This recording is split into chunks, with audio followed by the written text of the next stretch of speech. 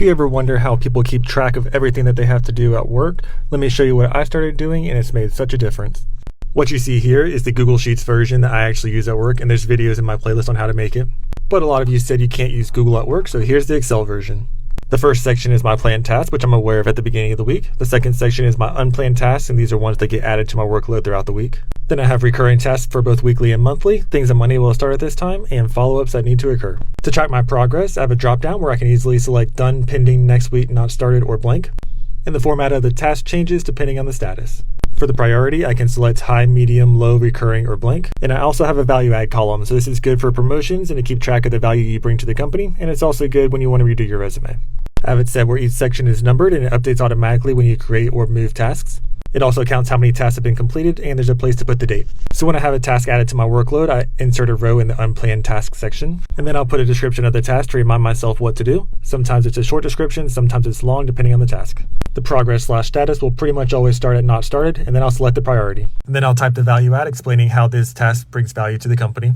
Just make sure it'll make sense in the future. As you can see, the number automatically added to the task, and if you want to adjust the rows, you can just drag it up and the number will switch with it. And once I start the task, I'll change the status to pending and the text will turn green, and then I'll change it to done and the text will be crossed out. The first thing we're going to do is set up the data validation to get the color dropdowns, and I gotta warn you that the UX in Excel is awful compared to Google Sheets, so it will take a little bit more time. But don't worry, it's still simple, just a bit tedious. So after selecting all the cells except for the headers, you'll go to Data, Data Tools, Data Validation, and you'll see this pop up.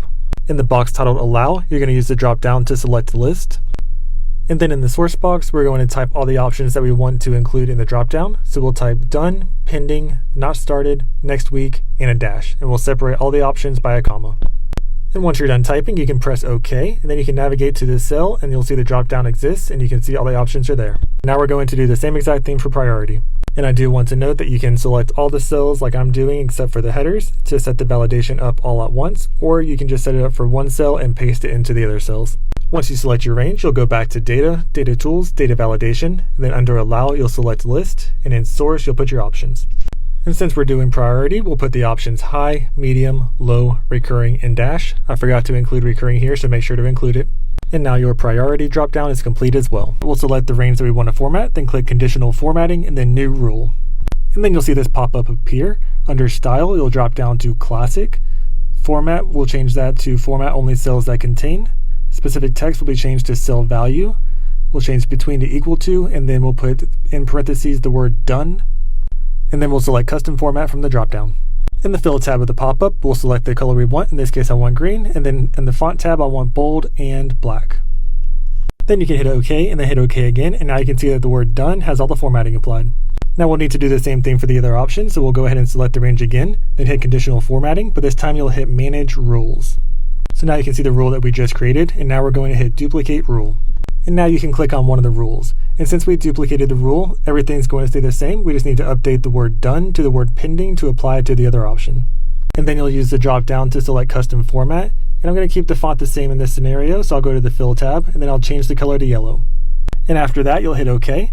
Then you'll hit OK again, and then OK one more time, and now you'll see that pending has the updated conditional formatting. Then you'll repeat the process for the rest of them. So once you're done, you'll have done. I have green and black. Pending is yellow and black. Not started is blue and white. Next week is red and white, and the dash is gray and white.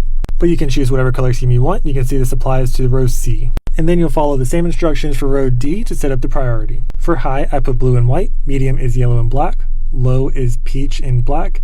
Recurring is purple and white. And then dash is gray and white. So after you hit OK, you'll see that everything is colored as you want it. And now whenever you select a new option in the dropdown, the color will change with it. Now that we have our color dropdowns, we're going to set up the automatic numbering and the completed task counter. To set up the automatic numbering, in A3 you'll type equals sequence, CountA, and then you'll select your range including the blank. And now you can see all 4 tasks have a number to the left of it.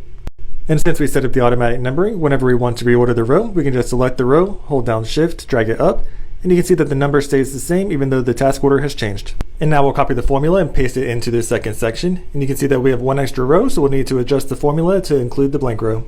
And then we'll paste the formula into the next section, and you can see that we get this spill error, and that's because we're trying to include too many rows so it's going into the next section. So we just need to adjust the range to end at the blank row.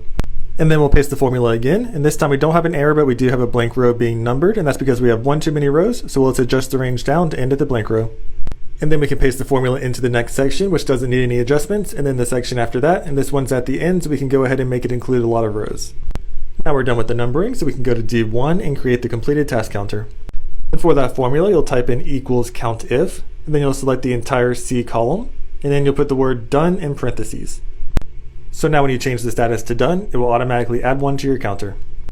Starting with cell B3, we're going to select our range, then click Conditional Formatting, and then New Rule. And then we'll select the style as Classic, and for the format, you'll drop down and select Use a Formula to determine which cells to format, and for the formula, you'll type in equals C3 equals the word done in parentheses. And with the Format with drop down, you'll select Custom Format, and here's where you'll set up the formatting. So when the status is done, I want it to be a regular font, a dark gray color, and a strike through. Then I'll hit OK, and I'll hit OK again, and you can see all the dones have the new format. So now we need to set up the other statuses, so we'll go back to Conditional Formatting, but this time we'll hit Manage Rules, and then we'll select Duplicate Rule.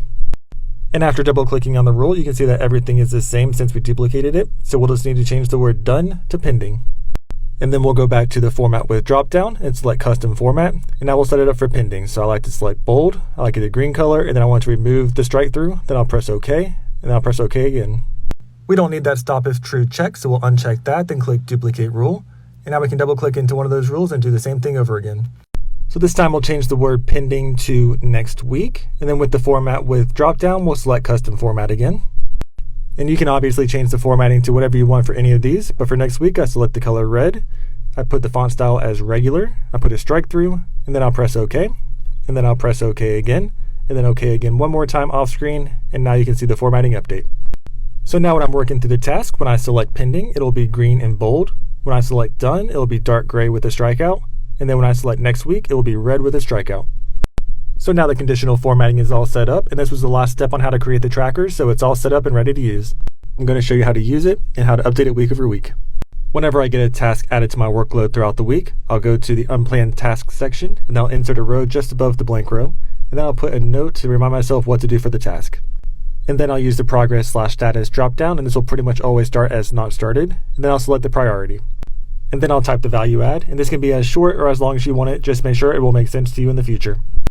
And as you can see, the task that I just created is automatically numbered, and if I want to move the row, all I have to do is select the cells in the row, hold down Shift, and I can drag it up, and the number order will stay the same even if the task order has changed. I'll change the status to pending when I start working on the task, and the text will turn green, and then once I'm done, it will change to dark gray and be crossed out. And then to keep things organized, I'll move this row to be next to the other done tasks. Before I leave for the weekend, I'll get everything set up for the next week. So what I'll do is I'll change anything that's in not started status to next week. And then I'll go down to the current week's tab and duplicate it by right-clicking, clicking on Move or Copy, selecting Create a Copy, and pressing OK. And then I'll rename next week's tab by right-clicking and selecting Rename. And I usually put the date for the Monday of the following week, but you can put whatever you'd like. Then I'll go to the top and change the date to the Monday of the following week, and then I'll start cleaning up the tasks. I'll start with the planned section, and I'll cut anything that's still pending and paste them over anything that's done. And then I'll cut any pending unplanned tasks and paste them into the planned section now that I know that they exist. If I have any statuses that say next week, I'll change those back to not started. And then I'll delete all the completed tasks from the unplanned section. Just make sure not to delete the formula in column A. And in the section, we'll only need the top row and the bottom blank row, so we'll delete any extra rows. And since there's no text in column B, our formula now has an error. So what we'll do is we'll add if error between the equals and sequence. Then after the formula, you'll type comma, parentheses, parentheses, and close it. So now if there's text in column B, there'll be a number, and if there's not, it'll be blank. And don't worry, the drop-downs are still there. They're just white since nothing's selected. Since it's a new week, anything that's in our weekly recurring tasks section will change back to not started. And then you can do the same thing with the last 3 columns to make sure that it's updated for the week. So that's how you use the tracker and how to update it week over week. So now you're ready to use the tracker that you created, and if you like this video, follow Sheets by Olin for more.